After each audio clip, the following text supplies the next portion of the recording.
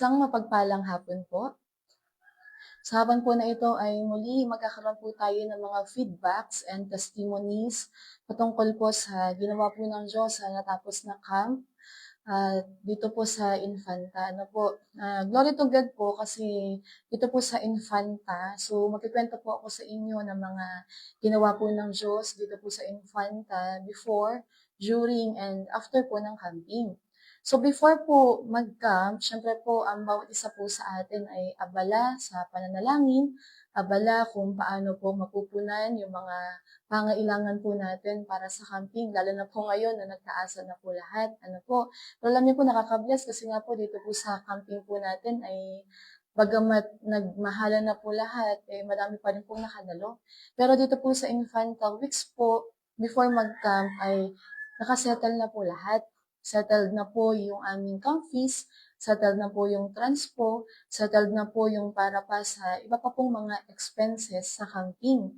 At pangalawa po, glory to God kasi naging smooth din po ang pagpapaalam po namin ng mga kabataan dito. Nalala ko po, meron pong isang kabataan dito na pinagpaalam po kami na dating-dati pa po na gusto niya talagang sumama ng camp. Kaso ito pong kabataan na ito, last summer camp, pinagpaalam po namin siya last year. Pero yung tatay po niya ay pumayag, kaso po yung nanay niya, hindi po talaga siya pinapayagan. So, sa madaling sabi po, ito pong kabataan na ito last year, hindi po siya nakasama.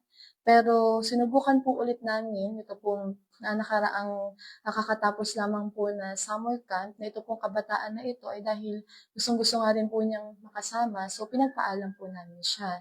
Nung kinausap ko po ulit yung kanya pong magulang, yung tatay po ay payag ulit, pero nung nagpaalam po ako, yung kabataan po kasi ngayon ay wala po sa kanila. So yung magulang lang po yung nakausap ko. Yung nanay, medyo payag at medyo hindi. Siguro po 70% yung chance na siya ay papayag at 30% po yung hindi. At ang sabi po niya sa amin, sila po muna ay mag-uusap ng kanyang anak. So, umuwi po kami, pero nandun po yung pananalangin at pananampalataya at pagkapasalamat sa Panginoon na itong kabataan na ito ay makakasama ng camping. So, alam niyo po, nung gabi, nag-message po itong kabataan na ito sa akin at sabi niya, tuwang-tuwa siyang sinabi sa akin, sabi niya, Pastora, pinayagan na ako ng mama ko na mag-camp. At ang sagot ko sa kanya, congrats. At naalala ko po yung isa ring pinagpaalam po namin itong camping na kabataan din po. Sila po ay tatlo doon po sa lugar na yon. So, ang mangyayari po, kapag po hindi pinayagan yung isa, tatlo po sila ay hindi napapayagan at hindi na makakasama. Pero ang galing po ng ginawa ng Diyos nung kami po ay nagpaalam. Kasi alam niyo po yung kahit malayo po yung lugar na pupuntahan, yung pagpayag po ng magulang ay para bang kapitbahay lang yung pupuntahan, umuo agad. At ako pa nga po yung nagsabi dun sa magulang na, Tita, pahirapan mo naman ako sa pagpapaalam. So, pagdating po dun sa financial, sa pagpapaalam po sa mga tao, ang Panginoon po ay nakita po namin na talagang kumilos. At yung iba po, nakita po namin yung excitement nila sa camping kasi 1 week pa lang po before mag-camp, niready na po nila yung kanila pong mga gagamitin para po sa camp, yung mga dadalhin po nila. Yung iba po ay bumili pa ng mga bagong gamit para sa camp. At nung camping na po, yung nagbiyahe na po sila po ay nauna dahil sumunod lang po ako nung camping. So, nung camping na, may mga ilan po sa mga naisama namin na first-time campers na nagsabi na first and second day ng camp ay halos gusto na nilang umuwi. Kung meron kang katabi, sabi mo sa kanya, hindi ba ganun ka din nung first time mong mag-camp, pero ngayon hindi ka na mapigilan? So, nung una, pangalawang araw, sabi nila, Pastora, sa totoo lang, gusto na po namin umuwi. Pero alam niyo po, later on, at nung uwian na, pare-parehas po sila ng sinasabi na bitin ang camp. Ayaw na po nilang umuwi. Kanya-kanya po sila ng kwento ng mga experiences nila. May mga nakaka-bless, may mga nakakatuwa, at may mga nakakatawa din. Meron din po kaming isang naisama po nung camp na ito pong member po na ito, meron po kasi siyang agimat. At yung agimat na yon, lagi po namin in-encourage po itong member na ito na i-surrender niya na, isuko niya na po itong agimat na ito. Pero hirap na hirap po siya, hindi niya magawa. Pero alam niyo po, after po nitong camping, kinuwento niya, sabi niya, "Pastora, sinabi mo ata dun sa counselor ko na kunin niya yung agimat ko. Pero sabi niya, yung agimat ko na yun ibinigay ko sa kanya, sinurrender ko sa kanya." At nakita ko rin po yung epekto ng camp sa kanila dahil ito pong mga naisama po namin ng camp, lalo na po yung mga baguhan, nakita ko po yung sigla. After camp, may isa pong kabataan dito na palagi pong nagtatanong at nagme-message sa akin kung may gawain ba at gusto po niya na palaging nandito sa simbahan. At ito pong mga first-time campers po na naisama po namin, sila po ay naisama na rin po namin sa paghayo. So, glory to God po. Pero sa kabila ng saya, sa kabila ng mga experiences po nila sa camping na hindi po nila makakalimutan at maging ang bawat isa po sa atin, maging maingat po tayo at mapagbantay dahil katulad po ng talinghaga patungkol sa mga after po ng camping ang totoong laban. Kagaya nga po ng itinuro sa atin sa 1 Timothy chapter 6 verse 12, "Fight the good fight of faith." Ulitin ko po, ang totoong laban ay hindi doon sa camp. Ang totoong laban ay pagkalabas mo ng camping, after ng camping. Fight the good fight of faith. May kipaglaban ka at walang laban, mga kapatid, na hindi ka masasaktan, walang laban na hindi ka masusugatan, at walang laban na hindi ka mapapagod. Pero kagaya nga po ng sinabi ni Watchman Nee sa magazine po na ating po pinag-aaralan, ang panalangin ang lugar kung saan ang tao ay sumusuko bago pa man magsimula ang labanan. Hindi ba ang taong sumusuko sa labanan ay siya ang natatalo? Pero ang laban mo ay hindi mo lang laban, kundi laban din ng Panginoon. Every time na tayo po ay naninikluhod sa Diyos sa panalangin, sinasabi natin na hindi natin kaya, pero kaya niya. Kaya ng tumawag sa atin. At hindi ka dapat sumusuko sa laban, kundi dapat sa Diyos ka lang sumusuko. Ang sumusuko sa Diyos, mga kapatid, yun ang nagtatagumpay. Ulitin ko po, ang sumusuko sa Diyos, ito ang mga taong nagtatagumpay. Kaya nga, maging handa tayo sa labanan. Sabi nga po ni Pastora Ellie, nung camp, hindi mo hawak yung beat. Ang sabi po ng ating pastor, hawak mo ang Panginoon, ang nagbibigay ng tagumpay. At hawak mo ang faith ang gagamitin mo para magtagumpay. May ilan po sa atin, ito po ang isang problema sa mga nagka-camp. Makalipas po ang ilang linggo, ilang buwan, after pong mag-camp, kung hindi nawawala ay nandun na po ang panghihina. Ngayon ang tanong po, saan ba nahasik yung binhi na naitanim sa atin? Saan mo ba naitanim yung salita ng Diyos na napakinggan mo? Yan ba ay itinanim mo sa tabi ng daan? Yung naitanim sa'yo ay panandaliang lang at agad-agad na nakukuha sa'yo? O ito ba ay naitanim mo sa batuhan? Nag-enjoy ka nga, naranasan yung saya sa camp, pero after ng mga pagsubok, umibigay ka na. Yung pangatlo po, ito po ba ay naitanim sa damuhang matinik? Madami kang natutunan at nakuha sa camp, may mga give up ka. Maaring sunurrender mo yung bisyo mo, give up mo yung galit mo, yung love life mo ay, even love life mo, give up mo sa Diyos. At may mga pinangako ka sa Panginoon, maaaring may ilan po sa atin na nagsambit sa Diyos na Panginoon, ako ay maglilingkod sa iyo. Napuspos ka, nangako ka pang tutulong sa gawain ng Panginoon. Pero dahilan sa mga alalahanin at mga kaabalahan, nabago na ang prioridad mo at nakalimutan mo na ang mga pangako mo sa Diyos. O ikaw yung pang-apat na ang salita ng Diyos ay naitanim sa matabang lupa. Ito po yung mga klase ng tao na nag-camp na hindi lamang sila naging masaya, hindi lamang sila nag-enjoy, hindi lamang sila napuspos sa camping, hindi lamang sila umiyak, hindi lamang sila na-scream, kundi talagang namunga sa kanila ang salita ng Diyos. Ngayon, isa ka na sa nagiging katuwang ng pastor mo sa gawaing pinagkatiwala ng Diyos sa lugar niyo. Bumubuhat ka na at hindi na ikaw ang isa sa binubuhat. At every time na ikaw ay makikita ng pastor mo Nasasabi na ba ng pastor mo sa'yo na buti na lang, nandyan ka dahil gumagaan ang gawain? O isa ka sa nagagamit ng Diyos, isa ka na rin ba sa nagagamit ng Diyos na magawa yung isa po nating tema ng camping, yung Jude 23, na ikaw na rin bang isa sa umaagaw na mga kaluluwa sa apoy?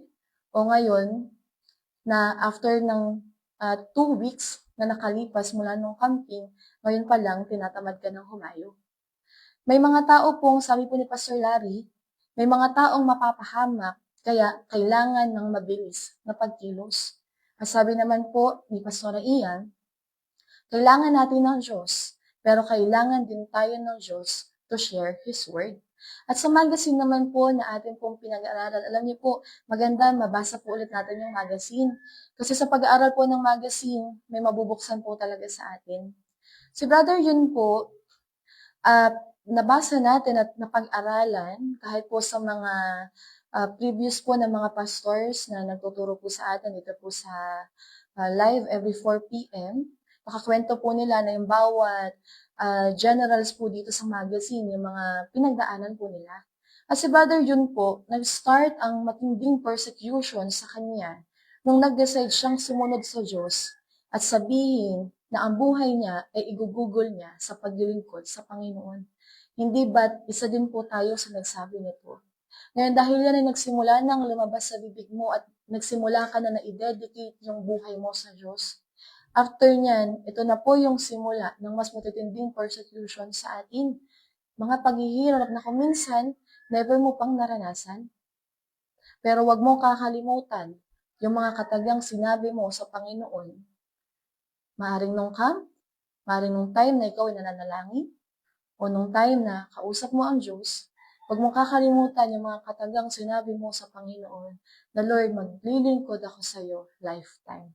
Naalala ko po yung dating camp, nung si Pastor Boy po ay nagtawag, sabi niya, kung tingin mo ikaw ay lifetime nang maglilingkod, lumapit ka sa unahan. Tanungin mo nga yung katabi mo, isa ka ba sa lumapit? Siguro po, yung iba po natin mga kasamahan na lumapit ay wala na po ngayon, at yung iba ay nagpapatuloy, kaya maganda mabantayan po natin yung mga sarili po natin. At nagsimula na mabuksan ng mga sarili nila sa katotohanan nung nagsimula din silang buksan ang Biblia. Pag tayo po ay nagsusulwing, minsan akala po natin walang nangyayari sa ginagawa po natin paghayo. Amen? Minsan akala po natin walang nagiging bunga. Lalo na po ngayon, summertime, mainit po talagang humayo. Amen? Nakakapagod.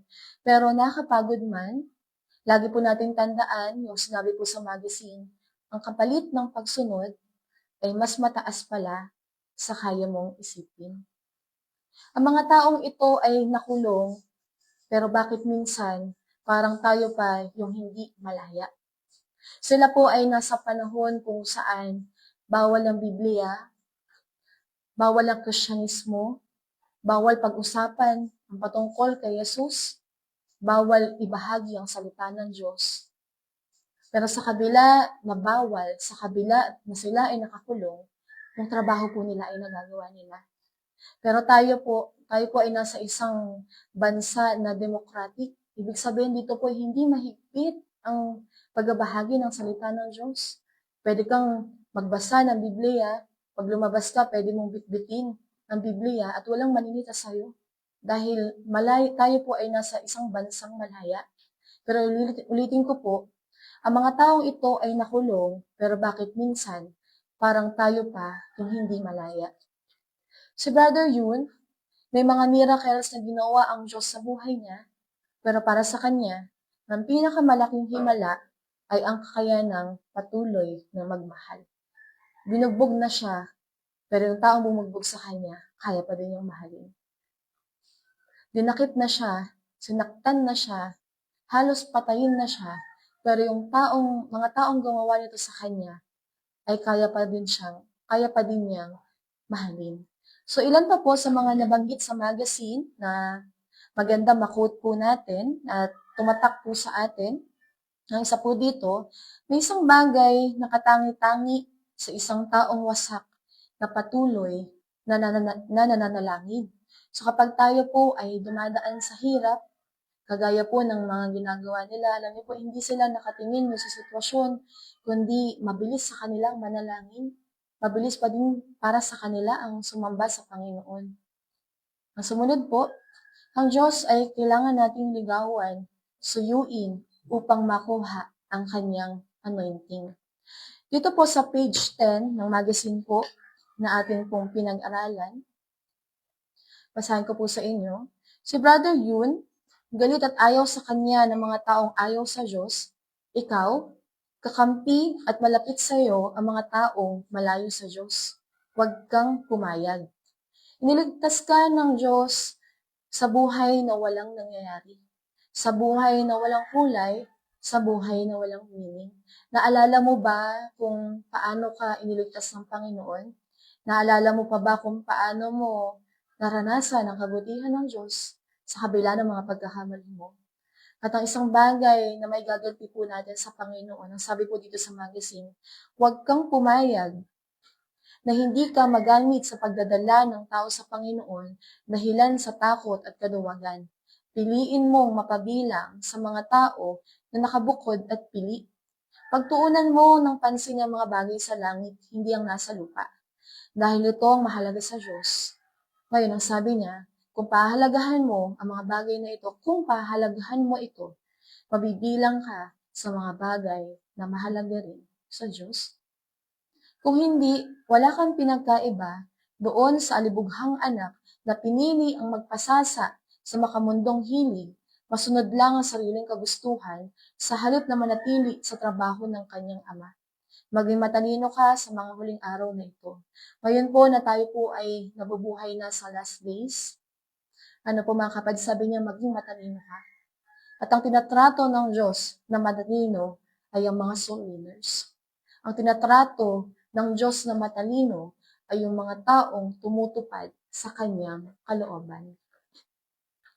Buo ang loob nilang naniniwala, ayon kina Richard Wurmbrand, buo ang loob nilang naniniwala ng isang Kristiyanong walang pasan-pasan na krus ay hindi Kristyano.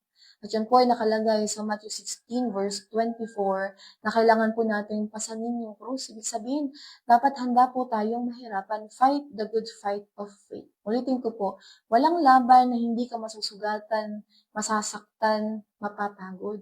Ngayon po, kung hindi ka handang masaktan, sad to say, hindi ka para sa paglilingkod. Kapag ang lahat ay tila nawawalan ng kabuluhan, ang pag-ibig ng Panginoong Jesucristo ay bukod tanging nananatiling may saysay. Ang pagdurusa ay hindi basihan na wala ang Diyos. Ito pa nga ang lugar kung saan mas lubos na inihahayag ng Diyos ang kanyang sarili. Higit po nating makikita yung mga himalang kayang gawin ng Panginoon sa atin dun sa time na tayo po ay dumadaan sa paghihirap. Ang blessing ay ma-appreciate mo kapag dumadaan ka sa kahirapan. Ang pagpapatawad ay tagumpay at ang pag-ibig at ang pinaka-mabisang panlaban. So itinuturo po sa atin, ito pong camping, na ang pinaka-mabisang panlaban para mapatawad mo ang isang tao ay ang pag-ibig. At dito naman po sa verse 21 ng ating pong magazine, maganda po na habang ito po ay binabasa ko, maging tanong din po natin ito sa ating pong mga sarili. Ikaw, ano ang magiging halimbawa mo? Paano ka makikilala ng mga tao? Ano ang magiging kasaysayan mo dito sa mundo? O hindi ka makikilala dahil wala kang ginawa? Dahil ang bilis mong sumuko noong dumaan ka sa pagsubok. Sa mga pagkakataon, akala ni Jesus, ipagtatanggol mo siya at ang pananampalataya. Tayo po ay pinili ng Panginoon, hindi ba deserve din ng Diyos na lagi natin siyang piliin? Iniwan mo ba ang Panginoon para ipagtanggol ang sariling kagustuhan ng sanlibutan? Sino at ano ang iyong pinagbigyan? Ang tawag ng Diyos o ng makamundong pangarap? Ano ang iyong testimonyo? Sa katapusan, sino ang nabigyan mo ng luwalhati sa buhay mo? Bilang pagkatapos po, nasa hapon po na ito, yung last ko pong babasahin, yung sa page 31, May mga kwentong kailangang patuloy na isalaysay, mga kwento ng tunay na pananampalataya, ng tahimik na pagsuko, at ng isang Diyos na patuloy na kumikilos sa gitna ng mga napapagod. Manalangin tayo. Maaaring sa atin po, yung ningas po natin sa paglilingkod ay hindi na po kagaya ng dati. O yung pag-ibig po natin sa Diyos ay hindi na rin po kagaya ng dati. Maaaring may ilan po sa atin ay dumadaan ngayon sa panlalamig o kaya hindi mo alam kung ikaw ba ay magtutuloy o hindi. Pero ang sabi po dito sa magazine, manalangin tayo ng apoy na nagpatatag kay Watchman Nee ay tumawid sa mga hangganan. Manalangin tayo na mga kwento ay makatagpo ng mga pusong handa. Ipanalangin natin na muling buhayin ng Espiritu ang mga ni ng ating henerasyon, ang mga tuhod na kinalimutan na ang manalangin at ang mga puso handang magpakumbaba. Nawa, ang kwento ng bawat bayani ng pananampalataya ay gisingin ka na lalong pagiging tapat. Dahil ang patotoo ni Watchman Nee ay nagpapaalala sa atin ng isang bagay na walang hanggan. Ang Diyos ay hindi nagpapatatag sa mga naghahanap ng ginhawa. Nagpapatatag siya sa mga nananatiling tapat. Nawa ang iyong kahinaan ay umakay sa iyo sa panalangin. Every time na tayo po ay dumadaan sa paghihirap, sa problema, dapat mas nagiging paraan po ito para tayo po ay patuloy na lumapit sa Diyos. Nawa ang iyong katahimikan ay maging dako ng pakikipagtagpo sa Kanya. At kapag ang mundo ay tila madilim na, naway maalala mo ang liwanag na nagniningin sa selda sa isang lalaking namatay na nagsasabi, si Kristo ay buhay, ang apoy ay patuloy na nag-aalab, at marahil sa sandaling ito, hinihintay na lamang nito ang iyong oo. At kung sino man po sa atin ngayon ang dumadaan sa mga nabanggit ko po kanina, meron pong isang sentence lamang ng panalangin na binanggit po dito sa magazine. Bago matapos, kung ang kwentong ito ay nangusap sa iyong puso, ialay ang sandaling ito para sa isang panalangin at isulat sa gilid ang pahinang ito, simple ngunit tapat, marahil ay. At maganda po, itong panalangin na ito ay gawin po natin personal na panalangin. Taimtim po natin na ipanalangin sa Panginoon at sabihin mo sa Kanya, Panginoon, muli mong buhayin ang aking pananampalataya. Ang mga salitang tulad nito ay mga binhi at kung minsan, ang isang simple na kataga ay kayang muling magpaningas sa pananampalataya ng isang taong nagnanais na sumuko. Salamat po sa inyong pakikinig, ay po ay manalangin. Panginoon, nang pinili namin paglilingkod, nung time na tinanggap ka namin, Lord, tinanggap din namin yung trabaho. At Panginoon, ito yung profession na walang retirement. Ito yung profession, Panginoon, na hindi kapag napagod kami, pwede lang kaming umalis. Kundi Lord, ito yung isang trabaho na pinaglalaban. Tulungan mo kami, Panginoon, bigyan mo kami ng lakas at kapangyarihan para patuloy namin na matupad ang kalooban mo sa buhay namin. Lord, patawarin mo kami kung may mga pagkakataon na higit na nagiging mahalaga sa amin ang pangarap namin kaysa sa pangarap mo para sa amin. Hayaan mo, O Diyos, na maging pangarap ng bawat isa ay ang pangarap mo. Dahil alam namin, Lord, kagaya ng sinabi, Panginoon, ng lingkod mo, ikaw ay sapat, O Lord. Binabalik po namin sa iyo ang ating pagsamba sa pangalan ni Jesus. Amen. Maraming pong salamat and God bless you.